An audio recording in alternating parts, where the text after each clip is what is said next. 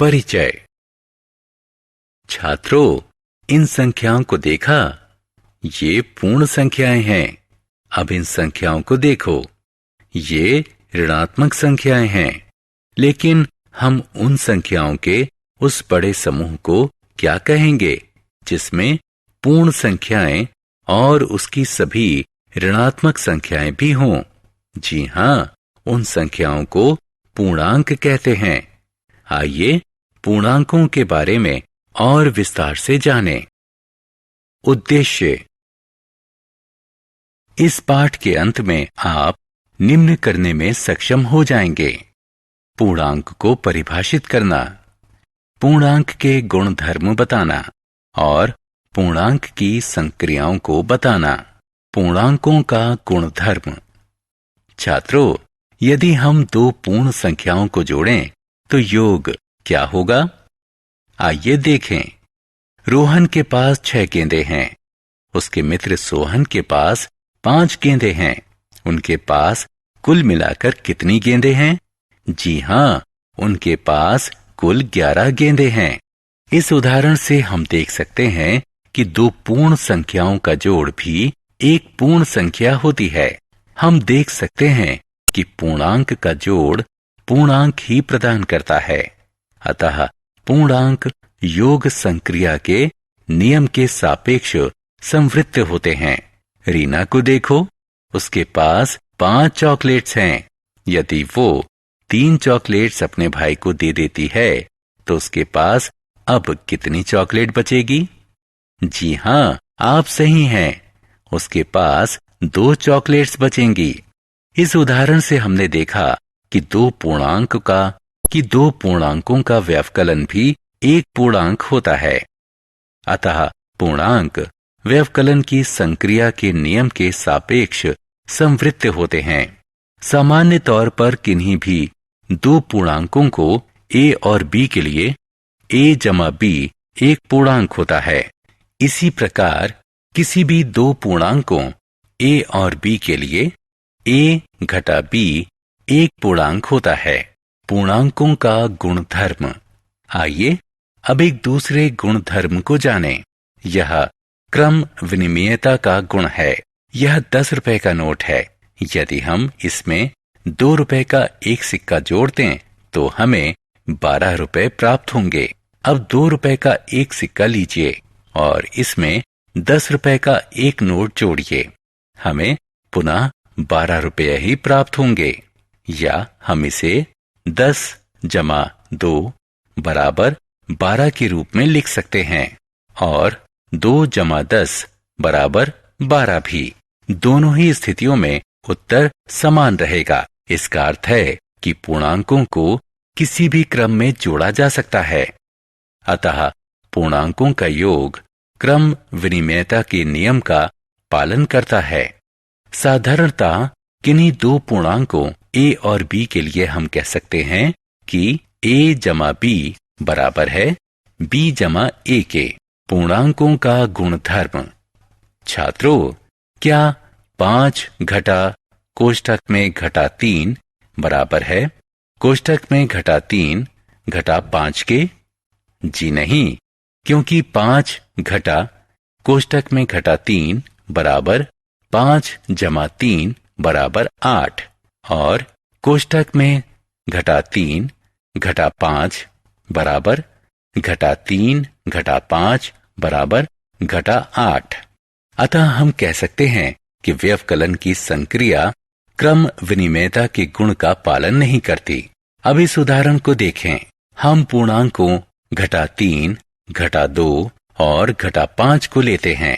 कोष्ठक में घटा 5 जमा कोष्ठक में घटा 3 जमा कोष्ठक में घटा 2 और कोष्ठक में घटा 5 जमा कोष्ठक में घटा 3 जमा कोष्ठक में घटा 2 को देखिए।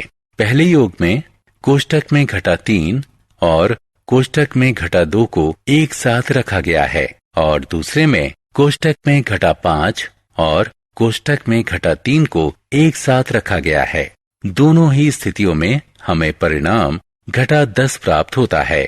यह दर्शाता है कि पूर्णांक योग की संक्रिया में साहचर्य के गुण का पालन करते हैं। साधारणता किसी भी पूर्णांक a, b और c के लिए हम कह सकते हैं कि a जमा कोष्ठक में b जमा c बराबर कोष्ठक में a जमा b जमा c के। योज्य तत्समक। योज्य तत्समक। जब हम शून्य को किसी पूर्ण संख्या से जोड़ते हैं तो हमें वही पूर्ण संख्या प्राप्त होती है। शून्य पूर्ण संख्याओं की एक योज्य तत्समक है। इसी प्रकार यदि हम शून्य को पूर्णांकों से योग करें तो हमें वही पूर्णांक प्राप्त होते हैं। साधारणता किसी भी पूर्णांक के लिए a जमा शून्य बराबर a बराबर शून्य जमा a होता है। आत्म मूल्यांकन। उचित कथन के लिए सही या गलत पर क्लिक करें। पूर्णांकों का गुणन। हम जानते हैं कि पूर्ण संख्याओं का गुणन पुनरावृत्ति योग होता है।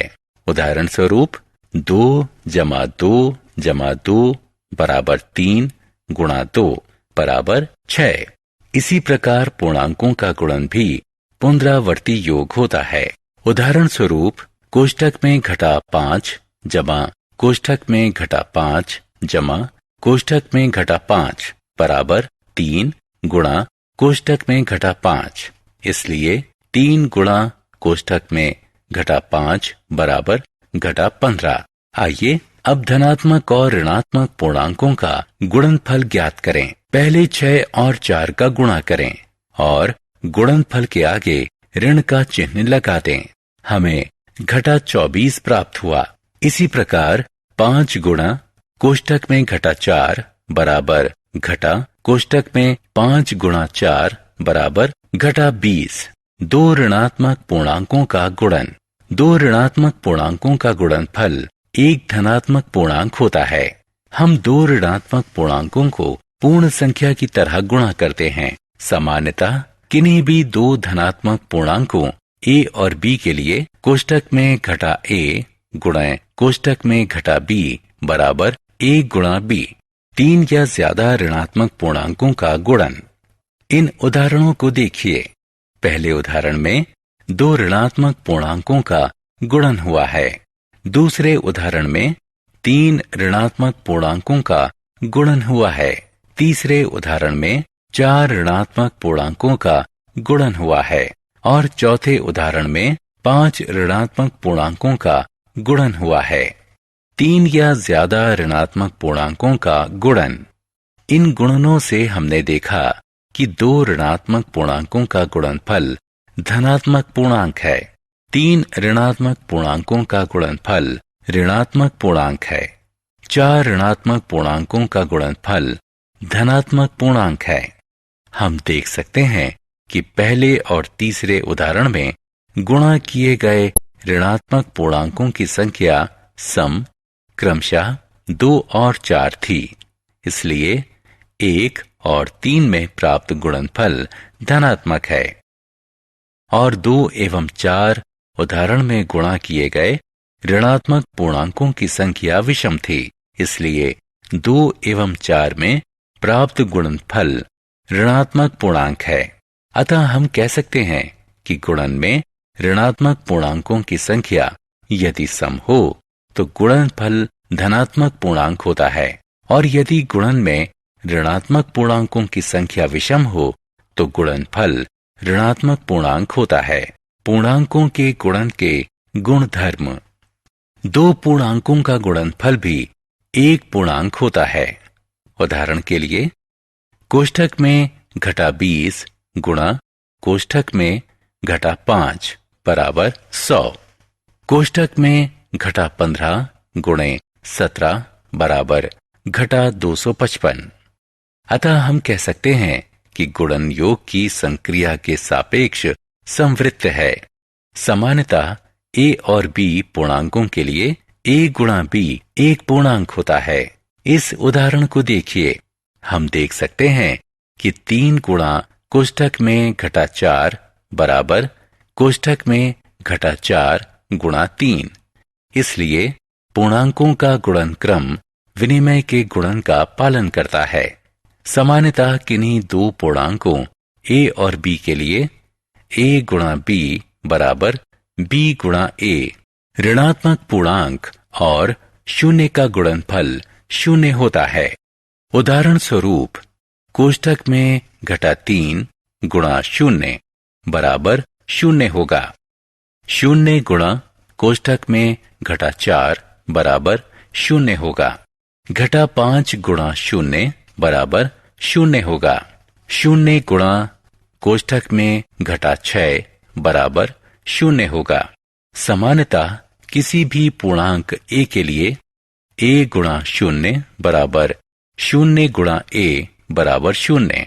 जब हम किसी पूर्णांक से 1 का गुणा करते हैं तो गुणनफल वही पूर्णांक प्राप्त होता है।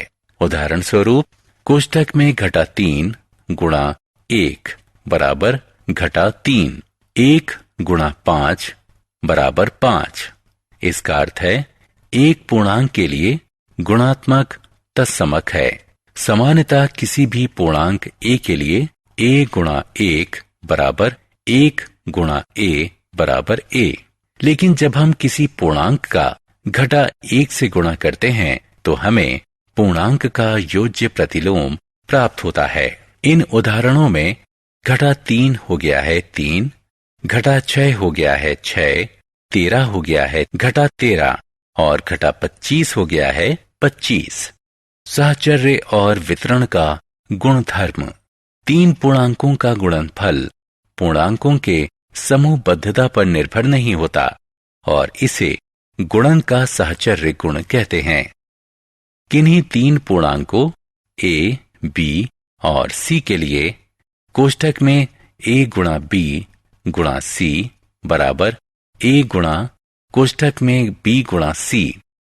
उदाहरण स्वरूप 7 गुणा कोष्ठक में 6 गुणा कोष्ठक में घटा 4 बराबर 7 गुणे कोष्ठक में घटा 6 गुणा कोष्ठक में गुणा 4। आइए अब गुणन के वितरण गुण की तरफ बढ़ें। किन्हीं भी पूर्णांकों a, b और c के लिए a गुणा कोष्ठक में b जमा c बराबर a गुणा b जमा a गुणा c। उदाहरण स्वरूप कोष्ठक में घटा 2 गुणा कोष्ठक में 3 जमा 5 बराबर कोष्ठक में घटा 2 गुणा 3 जमा कोष्ठक में घटा 2 गुणे 8। इसी प्रकार 3 पूर्णांकों a, b और c के लिए a गुणा कोष्ठक में b घटा c बराबर a गुणा b घटा a गुणा c। उदाहरण स्वरूप 4 गुणा 3 घटा 8 कोष्ठक में बराबर 4 गुणा 3 घटा 4 गुणा 8। मूल्यांकन। सही या गलत पर क्लिक करें। भाग। हम जानते हैं कि भाग गुणन की व्युत्क्रम संक्रिया है क्योंकि 3 गुणा 5 बराबर 15, इसलिए 15 भाग 5 बराबर 3 और 15 भाग 3 बराबर 5। जब हम ऋणात्मक पूर्णांक को एक धनात्मक पूर्णांक से भाग देते हैं तो हम उनका भाग पूर्ण संख्याओं की तरह करते हैं और उनके भागफल के आगे एक चिन्ह लगा देते हैं। इस प्रकार हमें एक ऋणात्मक पूर्णांक प्राप्त होता है। सामान्यतः किन्हीं 2 धनात्मक पूर्णांकों a और b के लिए a भाग कोष्ठक में घटा b बराबर कोष्ठक में घटा a भाग b, जहां b 0 के बराबर नहीं है। भाग का गुणधर्म। भाग क्रम विनिमय के गुण का पालन नहीं करता। उदाहरण स्वरूप कोष्ठक में घटा 8 बटा कोष्ठक में घटा 4, कोष्ठक में घटा 4 बटे कोष्ठक में घटा 8 के बराबर नहीं है। 0 द्वारा किसी पूर्णांक में भाग देना अर्थहीन है और 0 को 0 के अतिरिक्त अन्य किसी पूर्णांक से भाग देने पर भागफल 0 आता है। किसी भी पूर्णांक को 1 से भाग देने पर भागफल वही पूर्णांक होता है। उदाहरण स्वरूप कोष्ठक में घटा 8 बटा 1 बराबर है कोष्टक में घटा 8 के। कोष्टक में घटा 11 बटा 1 बराबर है कोष्टक में घटा 11 के। किंतु किसी पूर्णांक को घटा 1 से भाग दिया जाए तो गुणनफल वही पूर्णांक नहीं होगा। उदाहरण स्वरूप घटा 8 कोष्टक में बटा कोष्टक में घटा 1 बराबर है 8 के। 11 बटा कोष्टक में ऋण 1 कोष्टक में घटा 1 बराबर है घटा 11 के। सारांश। हमने जो कुछ सीखा है उसे संक्षेप में दोहराएं। पूर्णांक संख्याओं का सबसे बड़ा संचयन है जो पूर्ण संख्याओं और उसकी ऋणात्मक संख्याओं के योग से बनता है। यदि a और b पूर्णांक हैं तो a जमा b और a घटा b भी पूर्णांक होंगे। यदि a और b कोई पूर्णांक हैं तो सभी पूर्णांकों a और b के लिए a जमा b बराबर b जमा a होगा। यदि a, b और c कोई पूर्णांक हैं तो सभी पूर्णांकों a, b और c के लिए a जमा b जमा c बराबर a जमा कोष्ठक में b जमा c होगा और c के लिए कोष्ठक में a जमा b जमा c बराबर a जमा कोष्ठक में b जमा c होगा। पूर्णांक शून्य के योग के सापेक्ष तस्मक है, यानी सभी पूर्णांकों a के लिए a जमा शून्य बराबर शून्य जमा a बराबर a है। एक धनात्मक और एक ऋणात्मक पूर्णांक का गुणनफल ऋणात्मक और एक दो ऋणात्मक पूर्णांकों का गुणनफल धनात्मक होता है। गुणन में ऋणात्मक पूर्णांकों की संख्या यदि सम हो तो गुणनफल धनात्मक पूर्णांक होता है और यदि गुणन में ऋणात्मक पूर्णांकों की संख्या विषम हो तो गुणनफल ऋणात्मक पूर्णांक होता है। यदि a और b पूर्णांक हैं तो a गुणा b भी एक पूर्णांक है। यदि a और b पूर्णांक हैं तो a गुणा b बराबर b गुणा a के। पूर्णांक एक पूर्णांकों के लिए गुणज इकाई है, यानी किसी पूर्णांक a के लिए 1 गुणा a बराबर a गुणा 1 बराबर a है। यदि a, b और c पूर्णांक हैं तो कोष्ठक में a गुणा b गुणा c बराबर a गुणा कोष्ठक में b गुणा c। यदि a, b और c पूर्णांक हैं तो किन्हीं भी पूर्णांकों a, b और c के लिए a गुणा कोष्ठक में b जमा c बराबर a गुणा b जमा a गुणा c है। जब एक धनात्मक पूर्णांक को ऋणात्मक पूर्णांक से भाग देते हैं तो प्राप्त भागफल ऋणात्मक होता है। इसके ठीक उलट भी सही होता है। एक ऋणात्मक पूर्णांक का किसी ऋणात्मक पूर्णांक से भाग देने पर प्राप्त भागफल एक धनात्मक पूर्णांक होता है।